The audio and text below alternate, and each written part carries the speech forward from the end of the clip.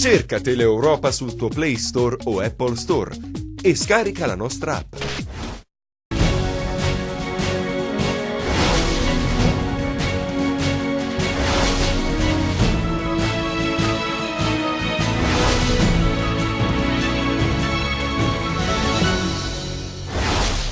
È un quadro allarmante quello che emerge dalla relazione annuale della Direzione Investigativa Antimafia. La nuova 'ndrangheta si radica sempre più in altre aree del paese e sposta i suoi business.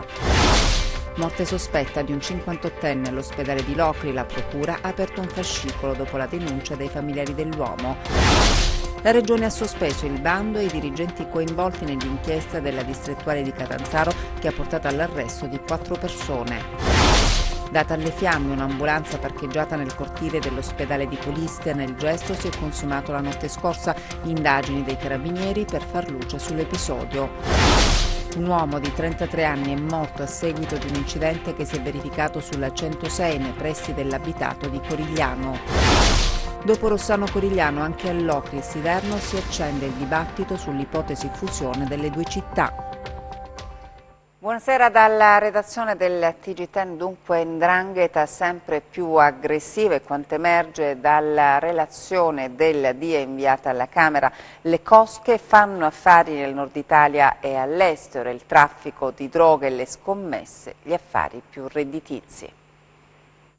Basta seguire il flusso dei soldi, davvero tanti, miliardi di euro, denaro che porta all''ndrangheta nuovi business, affari che dimostrano il progressivo sbilanciamento verso le regioni del centro-nord e la capacità di riciclare e reimpiegare i capitali illeciti. È quanto emerge nella relazione semestrale riferita alla prima metà del 2017 della Direzione Investigativa Antimafia trasmessa alla Camera. Le inchieste Mamma Santissima, Fata Alchemia dimostrerebbero l'esistenza di una cupola mafiosa dalle spiccate connotazioni affaristiche, in grado di proiettare gli effetti delle proprie decisioni in tutto il paese e anche oltre, se pensiamo alle evidenze dell'operazione Buenaventura che ha portato alla luce le importazioni di cocaina dal Sud America.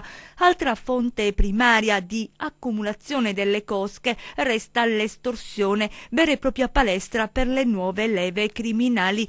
Nella relazione evidenziati quelli che sono definiti importanti segnali sia di radicamento fuori dalla Calabria, finalizzati a permeare l'economia sana e la pubblica amministrazione. Il traffico internazionale di droga, afferma la DIA, rimane la primaria fonte di finanziamento dell''ndrangheta, ma ci sono tentativi di infiltrazione anche in altri comparti, in particolare nella fornitura di energia elettrica, nelle rinnovabili e nei giochi e scommesse. A proposito di scommesse, una recente analisi condotta a Crotone ha registrato negli ultimi anni un aumento del 500% delle imprese del settore, 5 volte la crescita nazionale. I tentativi di infiltrazione nel tessuto economico legale trovano riscontro nelle inchieste Convertazione 5 lustri coordinate dalle direzioni distrettuali antimafia di Reggio Calabria e Catanzaro, che hanno accertato il turbamento di almeno 27 gare d'appalto di un gruppo imprenditoriale di riferimento della cosca Piromalli o la scoperta di un'attività illecita di un'impresa nel Cosentino legata al clan Muto che si sarebbe aggiudicata importanti appalti. Emerge poi l'attenzione delle cosche sui migranti e le infiltrazioni nelle amministrazioni pubbliche. Troppi i comuni sciolti per mafia in cui si fa riferimento nella relazione della DIA, un documento che disegna la geografia delle cosche, una terra in cui il lavoro delle forze dell'ordine è senza sosta. Morte sospetta di un 58enne all'ospedale di Locri. La procura ha aperto un fascicolo dopo la denuncia presentata dai familiari dell'uomo. C'è una morte sospetta all'ospedale di Locri, un caso sul quale la procura ha già aperto un fascicolo a seguito di una denuncia presentata ai carabinieri dai familiari della persona deceduta, uno stimato insegnante di Siderno. Giuseppe Galea, queste le sue generalità, se tutto sarà confermato, ha subito una vera e propria odissea conclusasi con il tragico finale. L'uomo, che aveva 58 anni, è morto domenica notte dopo 12 giorni di ricovero nel reparto di pneumologia. Ci sarebbe sarebbe stato un errore di diagnosi che avrebbe comportato la scelta di una terapia sbagliata. Questa l'ipotesi per la quale si procede. Secondo quanto denunciato dai familiari, Galea avrebbe sofferto di una broncopolmonite per la quale aveva subito un primo ricovero il 26 dicembre scorso. Poi avrebbe avuto una recidiva e per questo si era reso necessario un secondo ricovero, ma la terapia applicata sarebbe stata utile per una polmonite. Ma non è tutto. Ad un certo punto si è sospettato che fosse affetto da tubercolosi, salvo poi ritenere che fosse un'alveolite. Le dichiarazioni rese alla stampa dai familiari, che tengono ad evidenziare che l'uomo faceva una vita assolutamente sana e che era tutto sommato in buone condizioni di salute, sono nette. La mattina hanno assicurato, si riferiscono ai sanitari, che tutto andava bene, la sera è morto. Ora si attende di sapere con assoluta certezza cosa sia accaduto, perché questa difficoltà a diagnosticare la vera patologia. Tutto dipenderà dalle prime risultanze dell'indagine. Il servizio di elisoccorso in Calabria non si ferma nonostante le vicende giudiziarie che hanno svelato la strategia di funzionari pubblici che volevano pilotare il bando in favore di una multinazionale. Il dirigente regionale del Dipartimento Tutela della Salute è stato sospeso dall'incarico, così come è stata sospesa la gara per il servizio di elisoccorso oggetto di indagine. Sentiamo Gianluca Pasqua. Il procuratore Gratteri li ha paragonati ai trafficanti di cocaina per il metodo utilizzato nello scambiarsi le informazioni. I protagonisti dell'inchiesta La Punta, a proposito, La Punta è proprio da Calabria nel linguaggio in codice utilizzato, adottavano la massima precauzione per evitare che qualcuno intercettasse i contatti, scoprendo le strategie criminali di funzionari pubblici e manager. Eppure la rete era fittissima. Per 7 volte i manager della multinazionale avrebbero incontrato il funzionario dell'ASP che stava predisponendo il capitolato d'appalto. Mai una telefonata, mai una mail. Viaggiavano in aereo, si incontravano e si scambiavano di persona dati e materiale tramite pennette USB. L'obiettivo era replicare in Calabria la gara vinta dalla multinazionale Babcock in Abruzzo. Ecco perché nei dispositivi USB sarebbero stati copiati i documenti utilizzati nella regione del centro Italia per l'appalto del servizio di soccorso. Informazioni che avrebbero dovuto restare nel dominio esclusivo della pubblica amministrazione, utilizzati invece per porre un soggetto privato in una posizione di vantaggio rispetto ad altri eventuali partecipanti al bando. Non basta, gli indagati, per andare sul sicuro, si sarebbero anche adoperati perché venisse nominato nella commissione di gara un esperto aeronautico vicino alla stessa multinazionale e che aveva già ricoperto lo stesso ruolo in Abruzzo. Il dirigente del Dipartimento regionale Tutela della Salute e Politiche Sanitarie coinvolto nell'inchiesta e destinatario del provvedimento restrittivo della libertà è stato sospeso dal servizio e dall'incarico, così come è stata sospesa la gara per il servizio di soccorso oggetto di indagine. Intanto però, rassicura la Regione, le vicende giudiziarie non condizioneranno l'erogazione del servizio di soccorso aereo sul territorio regionale, che continuerà ad essere garantito. Un arresto per droga ad Ardore nel Reggino, un 54enne è stato trovato in possesso di circa mezzo chilo di cocaina. La droga avrebbe fruttato 250.000 euro. Aveva con sé mezzo chilo di cocaina, per questo quando i carabinieri di Ardore nel Reggino lo hanno fermato per un normale controllo non è riuscita a nascondere la sua preoccupazione. Un 54enne con precedenti di polizia è finito in manette con l'accusa di detenzione illegale di stupefacenti. L'atteggiamento dell'uomo ha insospettito i militari che hanno deciso di perquisirlo e così è stato trovato in possesso di circa mezzo chilo di cocaina purissima contenuta in 2 involucri che riportavano la scritta Perù. La droga, una volta tagliata e messa sul mercato, avrebbe fruttato oltre 250.000 euro. Si intensificano i servizi di controllo del territorio nel comune di Ardore disposti dalla Compagnia Carabinieri di Locri, finalizzati alla repressione dei reati con particolare attenzione a quelli di natura predatoria nonché al contrasto di attività illecite legate allo spaccio di sostanze stupefacenti. C'è una brutta storia che arriva da Cetraro, centro del Tirreno Cosentino, al culmine dell'ennesima lite con l'anziana madre. Dopo averla minacciata di morte, brandendo un bastone di legno, ha messo a soqquadro l'abitazione, costringendo la donna a cercare rifugio da alcuni vicini. Un 29enne incensurato di Cetraro è stato arrestato dai carabinieri della Compagnia di Paola con l'accusa di maltrattamenti in famiglia e detenzione illegale di armi. L'uomo l'uomo successivamente si è accanito sull'autovettura di proprietà della madre, procurandosi anche delle ferite alle mani. I militari poi all'interno della camera da letto del giovane hanno trovato un fucile da caccia assieme ad un proiettile per arma lunga e uno per pistola. Le armi appartenenti al padre deceduto ma mai dichiarate sono state sequestrate. Dagli accertamenti svolti dai carabinieri è emerso che i maltrattamenti del 29enne nei confronti della madre andavano avanti dal 2016 a causa delle continue richieste di denaro che la donna non riusciva a soddisfare. Incendiata un'ambulanza parcheggiata nel cortile dell'ospedale di Polistena. Sull'episodio indagano i carabinieri.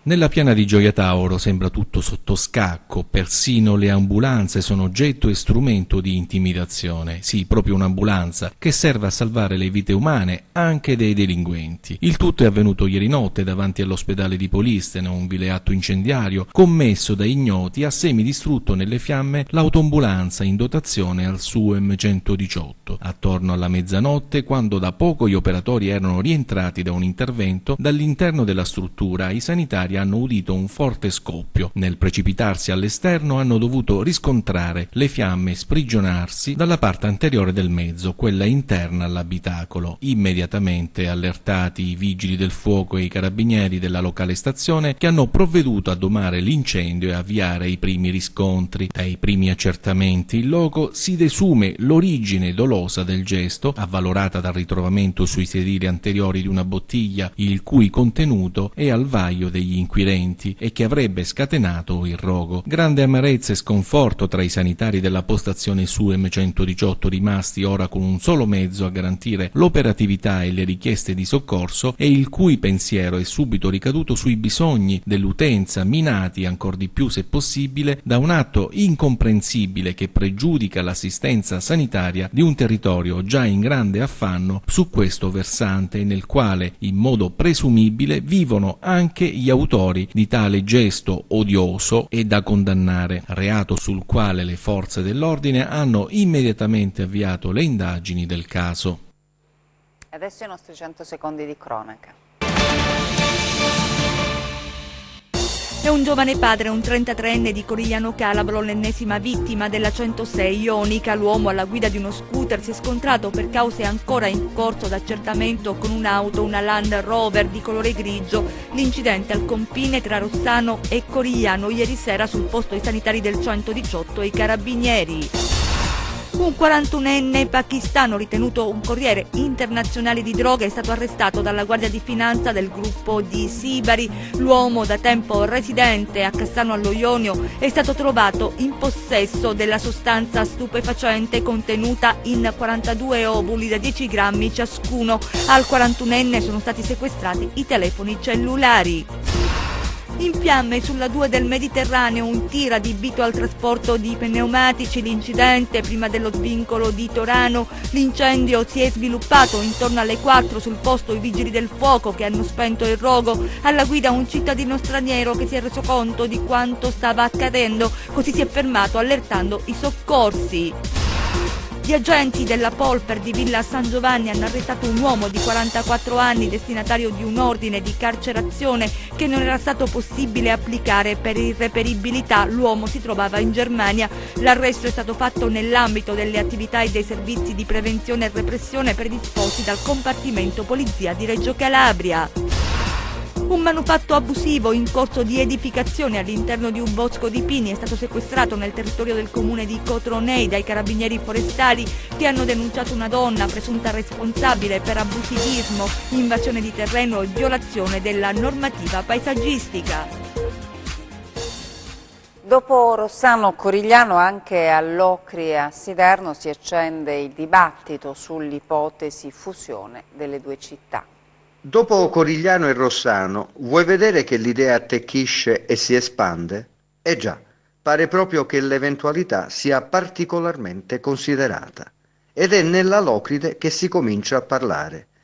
Sospettate, si fa per dire, di matrimonio urbanistico e non solo? Sveliamo il segreto. Siderno e Locri. Sì, via social l'argomento è stato lanciato e i media cominciano a seguire l'evoluzione, perché in effetti a molti, anche se forse non la maggioranza, arrivare ad un'unica città non dispiacerebbe. Attenzione, gli integralisti o oltranzisti, insomma quelli che proprio non la manderebbero giù, ci sono e stanno già agitandosi, magari affidando ad appositi scongiuri le loro speranze che nulla si concretizzi. Del resto i fautori del no stanno già pensando a come mai si potrebbe superare ad esempio l'atavica rivalità sportiva, anche se non c'è solo quella. Ma se non proprio numericamente uguali, i possibilisti ci sono. E spulciando in rete le frasi di commento, almeno fino ad ora, rileviamo che sono tutte o quasi tutte per l'unione. Di strada naturalmente si dovrà fare tanta, i tempi saranno lunghi, le procedure complesse, ma c'è sempre un ma. E in questo caso sarebbe impeditivo nei confronti di una non volontà. I tempi cambiano, le società, lo sappiamo, si modificano e pensare a Sederno e Locri come unica città non è più ipotesi remota. Sorical ha aperto i cantieri in tutte le 5 province della Calabria per la sostituzione delle condotte adduttrici. Lo rende noto la società in un comunicato in cui afferma che si tratta di un investimento di oltre 3 milioni di euro per eliminare le criticità più evidenti che hanno creato negli ultimi mesi continui disservizi. La Camera di Commercio di Cosenza e l'INPS hanno firmato questa mattina un importante protocollo d'intesa. La Camera di Commercio di Cosenza e l'INPS hanno sottoscritto un protocollo d'intesa che sancisce una più stretta collaborazione tra i due enti. Con questo protocollo che noi facciamo a livello locale a Cosenza, che è un pochino un progetto pilota che io intendo poi eventualmente estendere alle altre sedi della Calabria, c'è una trasmissione informatica, telematica tra i dati sui fascicoli aziendali, quindi tra le iscrizioni che ha la Camera di Commercio, le nuove iscrizioni o le cessazioni e quindi le aziende in essere presso la provincia di Cosenza, e noi d'altra parte le registriamo e anche noi abbiamo le stesse iscrizioni perché chiaramente noi li dobbiamo censire, quindi perché poi ci arrivano i flussi con i contributi dei lavoratori. Quindi avere allineati gli archivi informatici dell'INPS e gli archivi della Camera di Commercio di Cosenza ci permette di avere sia dal punto di vista statistico e anche dal punto di vista funzionale sicuramente, almeno speriamo, i risultati positivi. Questo è un altro importante accordo raggiunto dall'ente camerale di Cosenza nel solco del progetto Open Camera Cosenza, che ha impresso una decisa svolta culturale e di governance all'insegna dell'innovazione e della trasparenza. Questo è il 22esimo accordo in questi 3 anni. Su ogni accordo che noi abbiamo fatto abbiamo portato avanti un progetto. Stiamo avendo una grande collaborazione e in realtà gli enti pubblici si mettono insieme. Stamattina con l'INPS avere all'interno dei nostri dati anche l'occupazione è un qualcosa molto importante. Poi parliamo dell'INPS. L'INPS significa imprese, oltre al mondo dei lavoratori.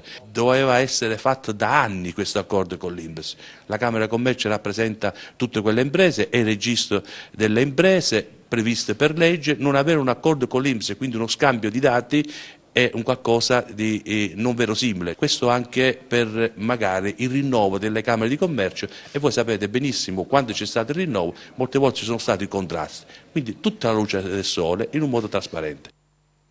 A Platia adesso, dove si sono dimessi il vice sindaco, l'assessore al personale e 2 consiglieri.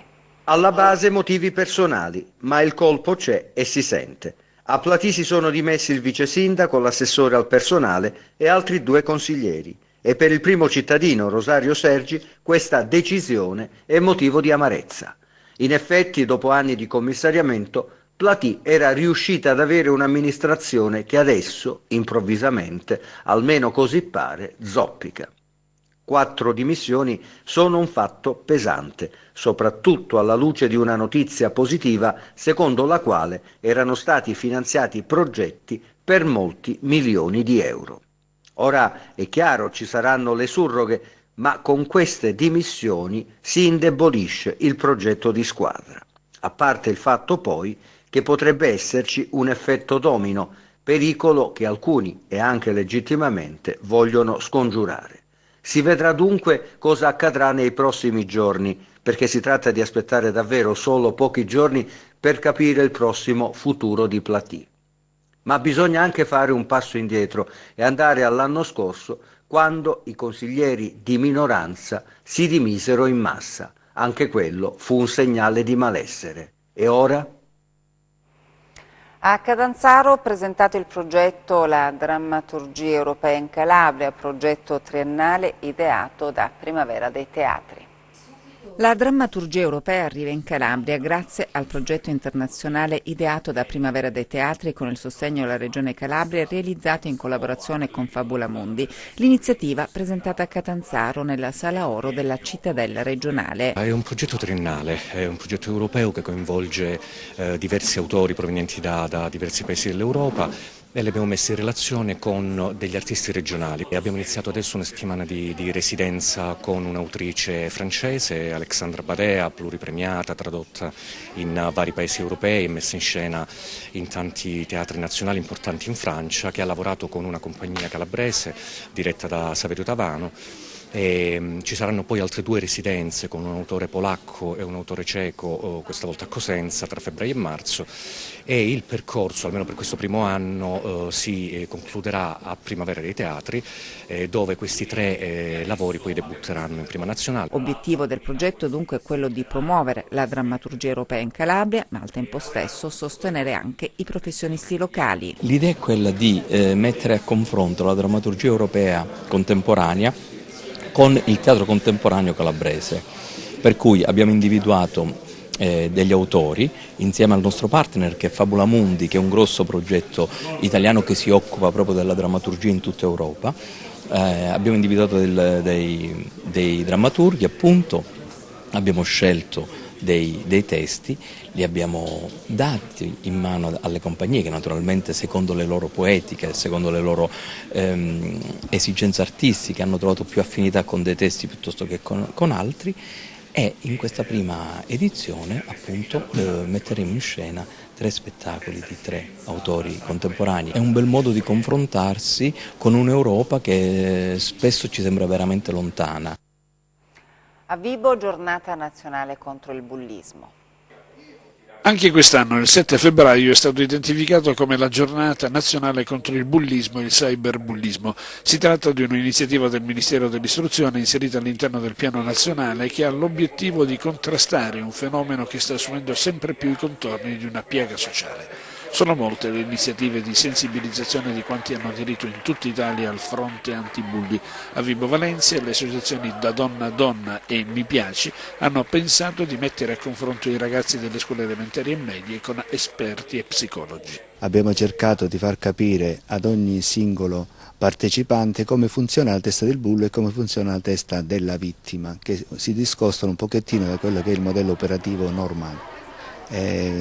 L'abbiamo fatto parlando il loro linguaggio, il linguaggio del disegno, il linguaggio delle storie, il linguaggio degli esempi, il linguaggio delle immagini. Il fenomeno nasce in famiglia, per cui la problematica del bullismo e anche del cyberbullismo è una problematica che il giovane, il ragazzo, l'adolescente apprendono, quindi acquisiscono come comportamento in famiglia e poi lo ripropongono naturalmente negli ambiti sociali in cui si trovano. Si può arrivare al paradosso che un ragazzo che subisce bullismo si trasformi poi in un cyberbullo. Sì, esattamente, è proprio questo diciamo un fenomeno che si riscontra, perché il cyberbullismo, a differenza del bullismo, può restare anonimo, per cui la vittima del bullismo, che allo stesso modo anche lui ha preso l'atteggiamento di essere vittima appunto del bullo in famiglia, può trasformarsi in un cyberbullo proprio perché è nascosto dietro questa difesa dell'anonimato, quindi è una specie di reazione ad una situazione comunque familiare che poi influisce naturalmente sulla psicologia di questo ragazzo, e può trasformarsi in una reazione appunto di questo tipo, cioè da vittima diventare carnefice.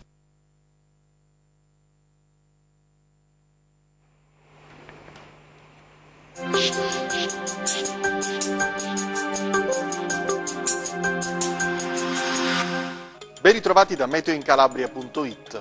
Il minimo depressionario che si è formato nei giorni scorsi tra penisola iberica e Nord Africa è previsto per oggi in transito sulle regioni centrali della nostra penisola. La Calabria subirà gli effetti del peggioramento in modo più moderato. Non mancheranno tuttavia precipitazioni sparse, nevose sui rilievi. Ma passiamo alle previsioni in dettaglio. Per domani la mattina avremo ancora piogge sui settori tirrenici, specie del Cosentino, neve oltre 1200-1300 metri su Pollino, Orso Marso e Sila occidentale. Poche nuvole invece sui settori ionici, ad eccezione sempre nella mattinata del Catanzarese, dove insisteranno parziali annuvolamenti. Dal pomeriggio sera migliora ovunque con ampie schiarite.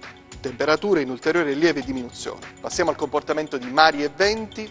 Domani avremo venti moderati occidentali, tendenti a ruotare da maestrale sul Tirreno, con mare molto mosso, ma con moto ondoso in diminuzione dalla serata. Ventilazione tra Ovest e Libeccio sullo Ionio con mare mosso, localmente poco mosso il Golfo di Corigliano. Prima di salutarci vi ricordo il nostro sito web www.meteoincalabria.it e la nostra pagina Facebook Meteo in Calabria. Per oggi è tutto, grazie per la cortese attenzione. Appuntamento a domani. E grazie per aver seguito il nostro TG. Buona serata.